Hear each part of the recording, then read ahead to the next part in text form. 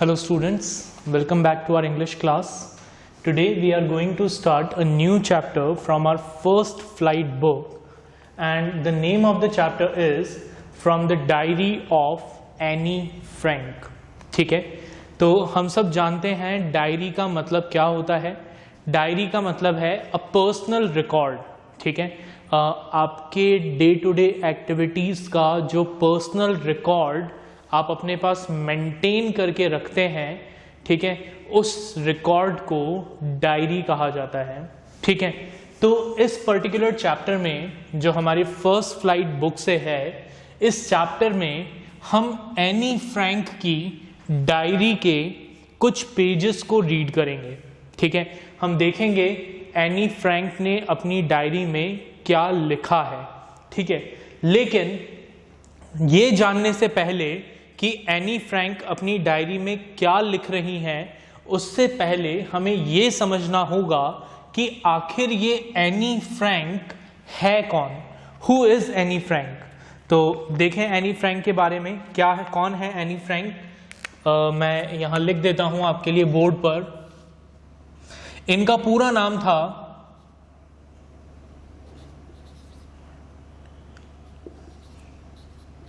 एनालीज Marie Anne Frank. ठीक है, and she was born on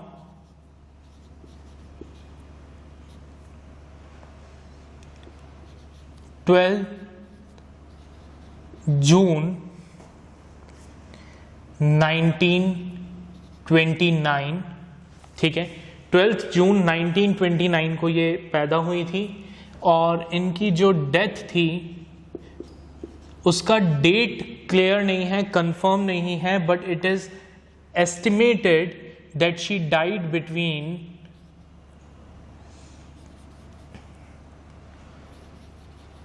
February और मार्च ऑफ 1945. ठीक है, फरवरी या मार्च में 1945 में उनकी डेथ हो गई थी. Now why is she important? तो एनी जो है, इनके बारे में और हमें क्या पता है. शी वॉज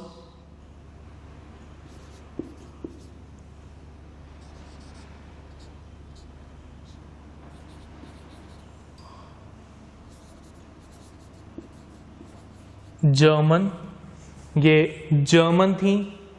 ठीक है, German born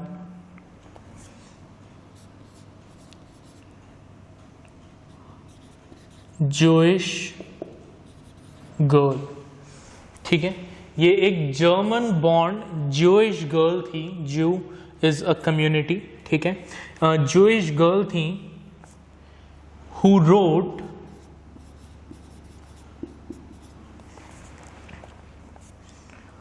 while hiding with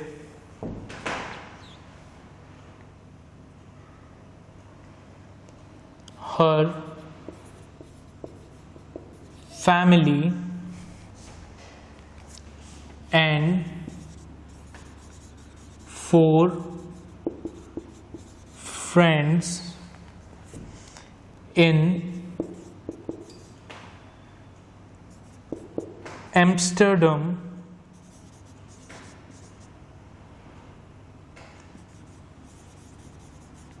during the German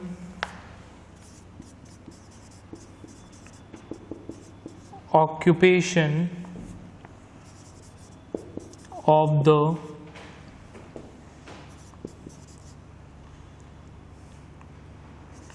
Netherlands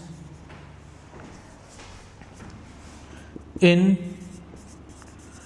World War 2। ठीक है, तो ये हमारा एनी फ्रैंक का बैकग्राउंड है। ठीक है, क्या क्या पता है हमें? एनी का पूरा नाम था Annelies Marie Anne Frank. She was born on 12th June 1929। She died between February and March 1945। She was a German born Jewish girl. ये जर्मन बॉर्न जूइश गर्ल थी जिन्होंने ये डायरीज कब लिखी थी? While she was hiding with her family and 4 friends in Amsterdam।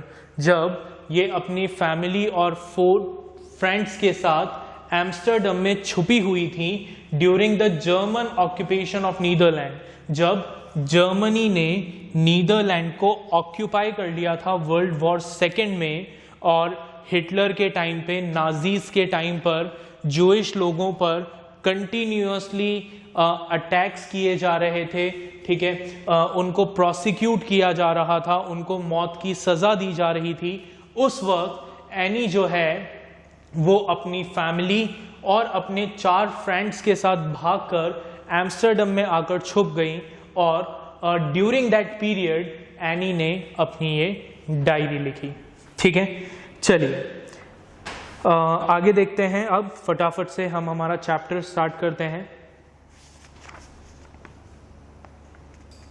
चलिए, सो अपनी book open करें और अपनी बुक में पेज नंबर 50 ओपन करें। So we will begin the chapter. Writing in a diary is a really strange experience for someone like me. क्योंकि ये Anne Frank की डायरी का एक पार्ट है, इसलिए ये लिखा भी किसने है? ऑब्वियसली एनी फ्रैंक ने लिखा है। ठीक है, तो देखें क्या लिखा है, क्या लिखती हैं वो कहती हैं, writing in a diary is a really strange experience for someone like me.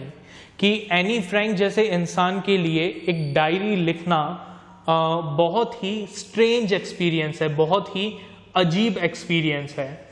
Not only because I have never written anything before, but also because it seems to me that later on neither I nor anyone else will be interested in the musing of a 13-year-old schoolgirl। ठीक है, क्या लिखती हैं any? चलिए हम इसको यहाँ पर थोड़ा सा पहले एक बार इरेज कर देते हैं so that we will have space।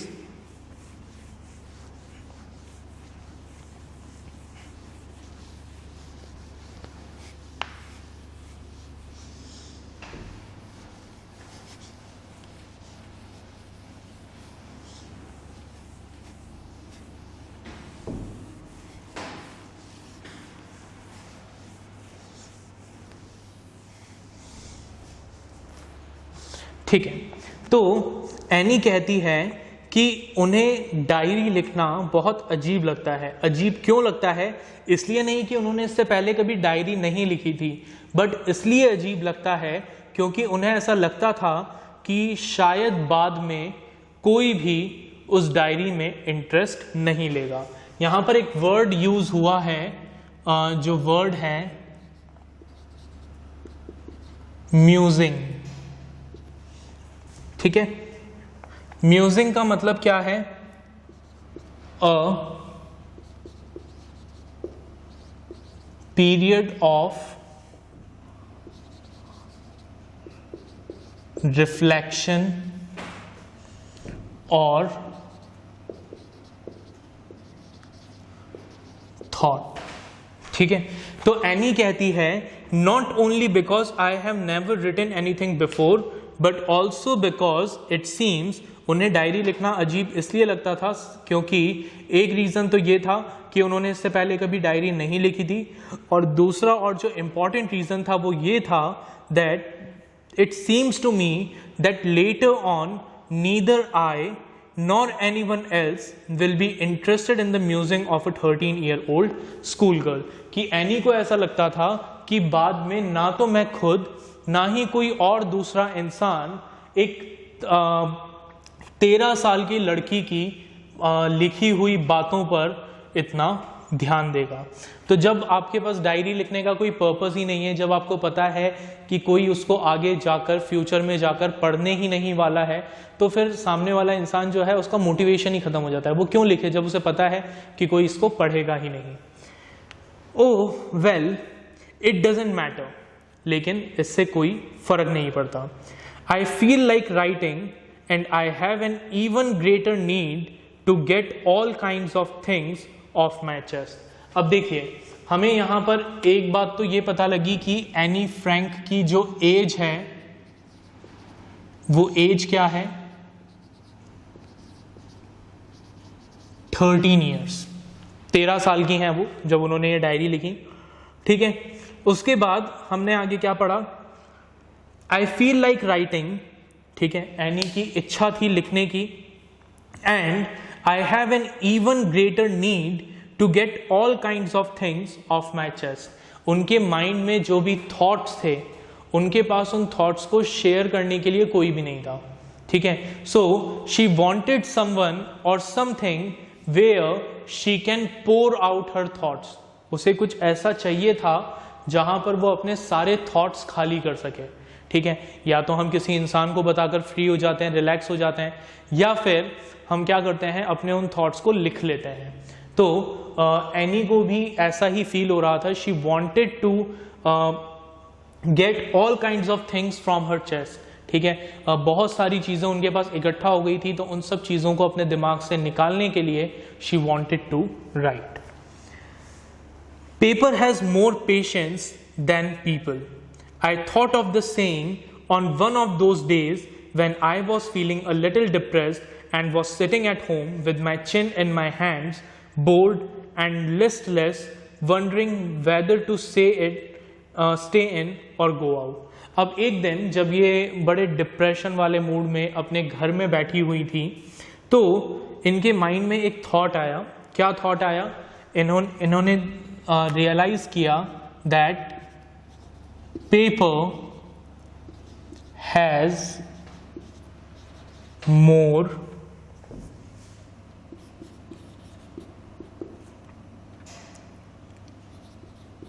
patience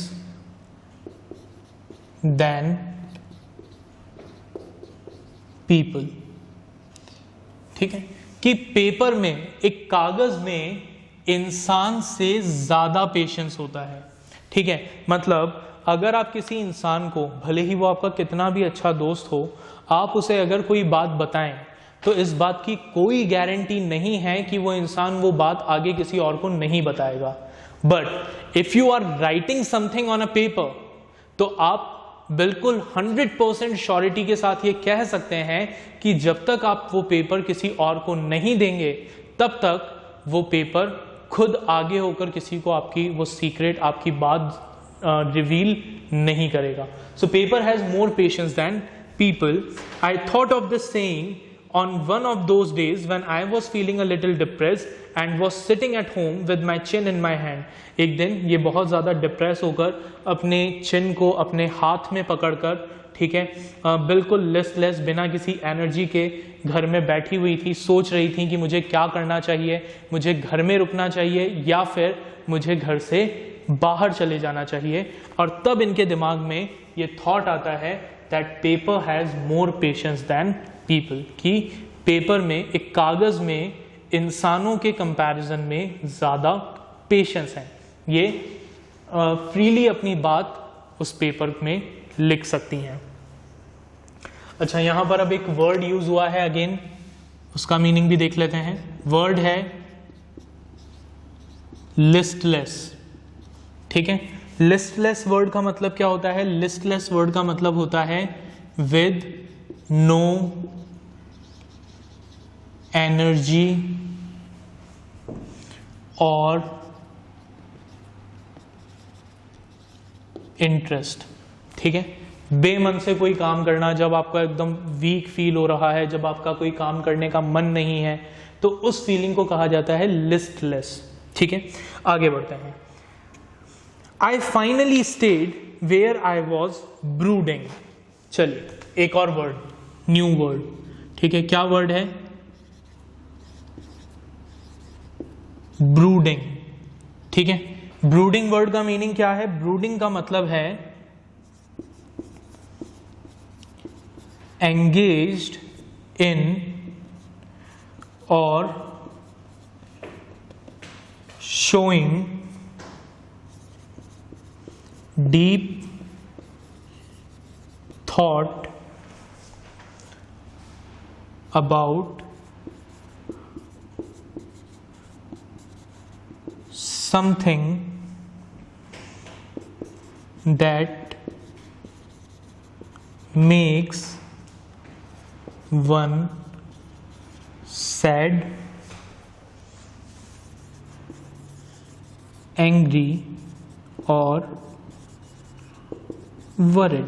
ठीक है, तो ब्रूडिंग मीन्स किसी ऐसे थॉट्स में एंगेज होना जो आपको या तो दुखी करते हैं, या फिर आपको गुस्सा दिलाते हैं, या फिर आपको वरिड करते हैं, आपको चिंता में डाल देते हैं। ठीक है, तो क्या कह रही हैं Anne Frank? I finally stayed where I was brooding, कि मैंने फाइनली ये डिसाइड किया that I will stay at home, मैं घर पर ही रुकूंगी, जहां पर मैं इन सब चीज़ों के बारे में, अपनी सिचुएशन के बारे में सोच रही थी। Yes, paper does have more patience, और उन्होंने डिसाइड किया कि यस, ये बात बिल्कुल सही है, that paper has more patience than people, and since I am not planning to let anyone else read this stiff back notebook, grandly referred to as a diary, unless I should ever find a real friend, it probably won't make a much of difference। तो अभी तक क्या चल रहा है? अभी तक any के माइंड में एक डिबेट चल रहा है। किस बारे में debate? To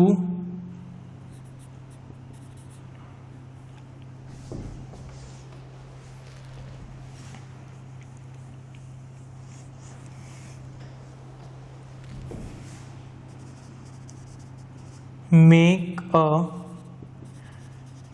diary or not to make a diary। ठीक है, इन दोनों चीज़ों के बारे में एक डिबेट चल रहा है कि मुझे एक डायरी बनानी चाहिए या फिर डायरी नहीं बनानी चाहिए। ठीक है, अब उन्होंने क्या सोचा इसके फेवर में? ठीक है, उन्होंने सोचा कि भाई पेपर में लोगों से ज़्यादा पेशेंस होता है। So if I have to share my feelings with someone, it is better that I do it in a form of a diary, कि मैं ये काम एक डायरी के फॉर्म में करूँ। ठीक है, फीलिंग्स ही तो शेयर करनी है, तो इट्स बेटर कि मैं अपनी सारी फीलिंग्स एक पेपर पे नोट डाउन कर लूँ। ठीक है, उसका एक एडवांटेज ये है कि जब तक मैं ये डायरी किसी और को हैंड ओवर नहीं करूँगी, तब तक कोई भी इसको पढ़ नहीं पाएगा। ठीक है, तो वो आगे क्या सोचती हैं देखें।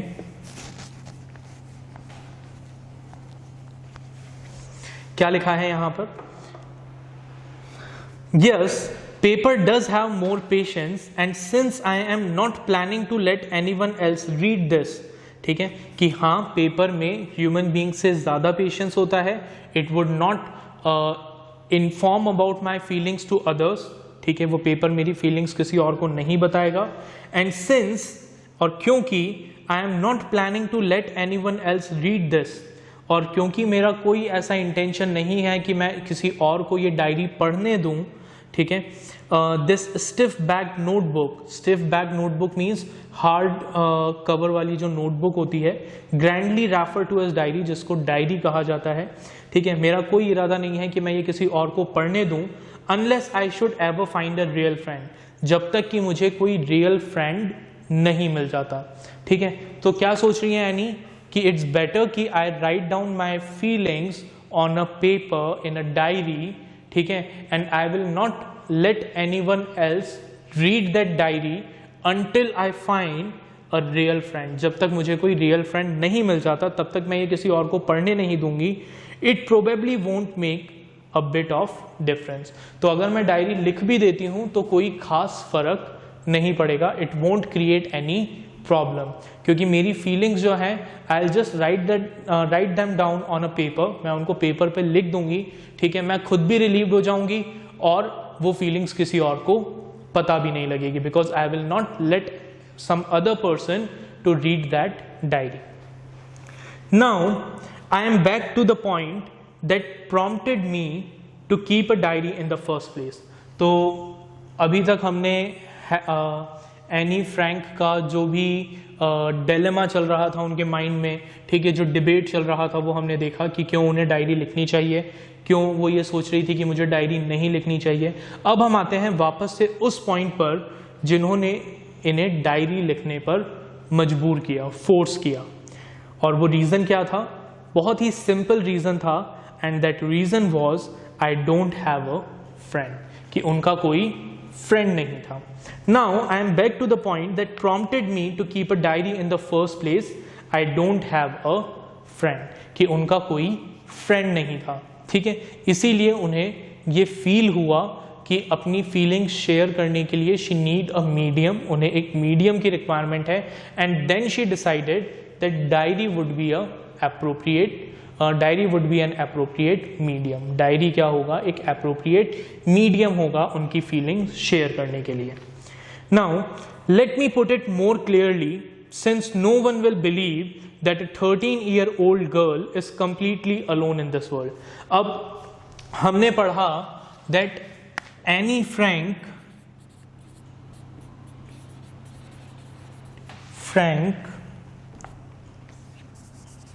don't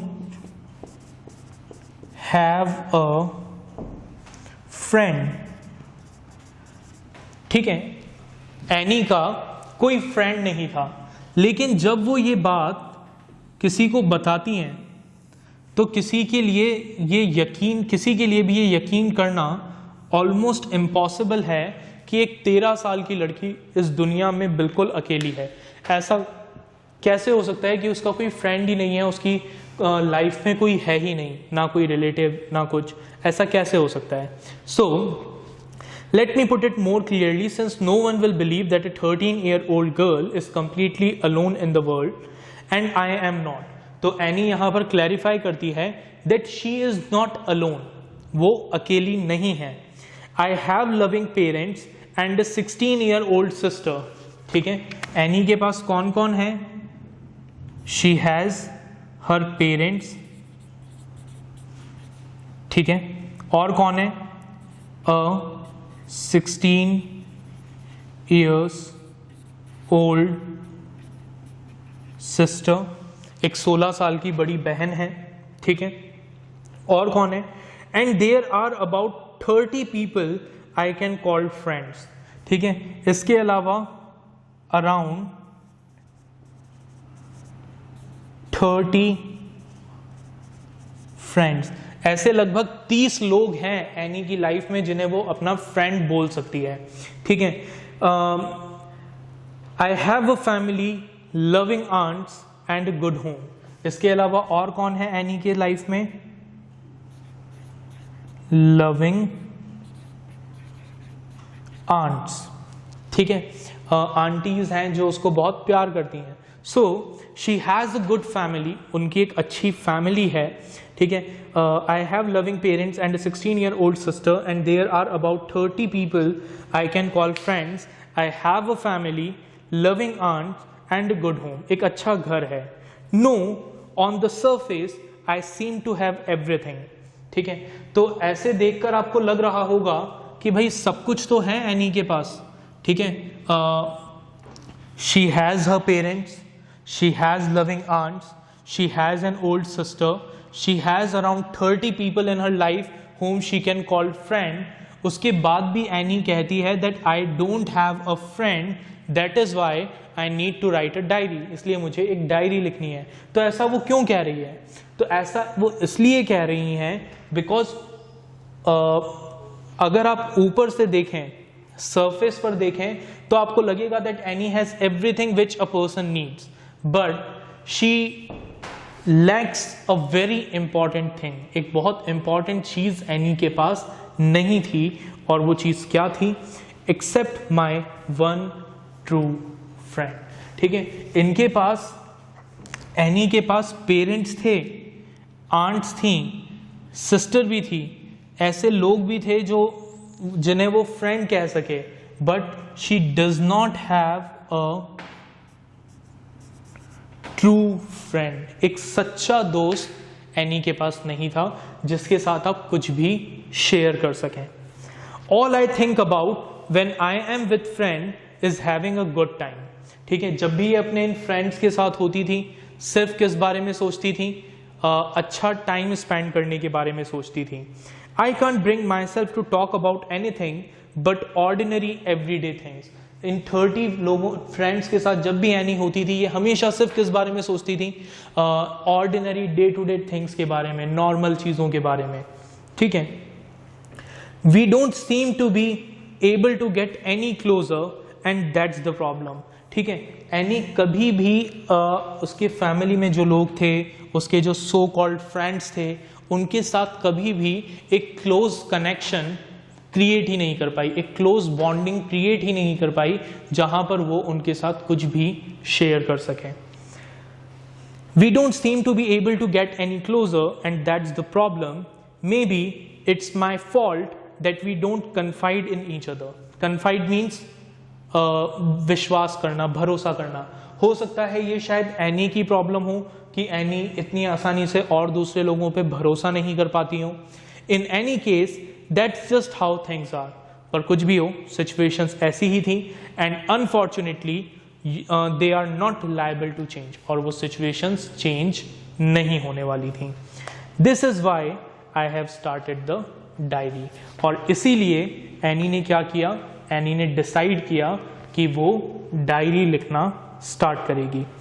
to enhance the image of this long awaited friend in my imagination, I don't want to jot down the facts in this diary the way most people would do. अब क्योंकि डायरी एनी की life में एक true friend का replacement थी, ठीक है, इसलिए एनी ने डिसाइड किया कि जिस तरीके से नॉर्मल लोग एक डायरी क्रिएट करते हैं जिसमें वो सिर्फ अपने पॉइंट्स लिख देते हैं, ठीक है, कि उनके साथ दिन भर में क्या क्या हुआ, वो अपनी डायरी को इस तरीके से क्रिएट नहीं करेगी। ठीक है, she will treat her diary as a friend. वो अपनी डायरी को अपना फ्रेंड मानेगी। ठीक है, but I want the diary to be my friend and I am going to call this friend Kitty. और उन्होंने डिसाइड किया that I will treat my diary as my true friend and I will call her Kitty. ठीक है, ये अपनी डायरी को क्या कहेगी, किटी कहेगी। ठीक है, उसे एक निकनेम दिया, राइट। तो ये था हमारा इस चैप्टर का इंट्रोडक्शन। ठीक है, नेक्स्ट क्लास में हम आगे डिस्कस करेंगे एनी फ्रैंक की लाइफ के बारे में और ज़्यादा बातों को, साथ ही हम ये देखेंगे कि उन्होंने अपनी डायरी में क्या लिखा था। सो बाय एवरीवन।